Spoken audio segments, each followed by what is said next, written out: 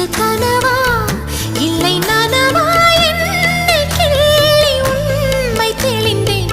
உன்னை பார்த்தெந்தன் தாய்மொழி மறந்தேன். கண்ணாளனே எனது கண்ணை நேற்றோடு காணவில்லை.